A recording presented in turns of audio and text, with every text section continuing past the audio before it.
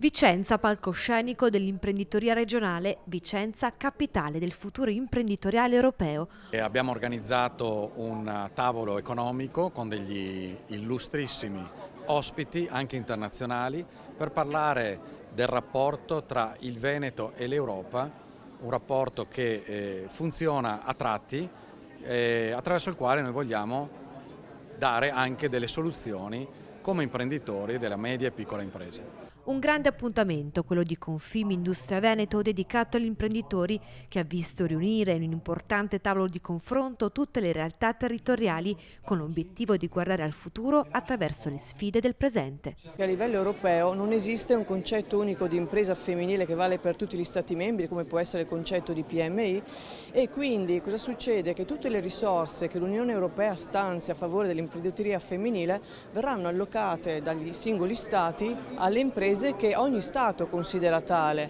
Per esempio in Italia abbiamo la legge 215 del 92 che ha parametri molto restrittivi e quindi questo non consente a molte donne che fanno impresa di arrivare a questi fondi e questi sgravi. Veneto ed Europa, un rapporto che funziona a tratti anche per l'imprenditoria femminile, presentato quindi un importante progetto.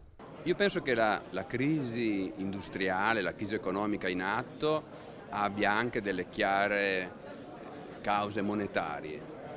L'euro nasce da un accordo con i tedeschi e doveva essere il nuovo marco europeo, non è stato così. Non è stato così, si è deciso di adottare una politica espansiva e quindi abbiamo tenuto tassi di interesse artificiosamente bassi. Questo ha creato inflazione. L'inflazione naturalmente può solo danneggiare l'economia. Tra i tanti temi discussi al grande tavolo economico, la crisi industriale, l'inflazione e la politica monetaria europea.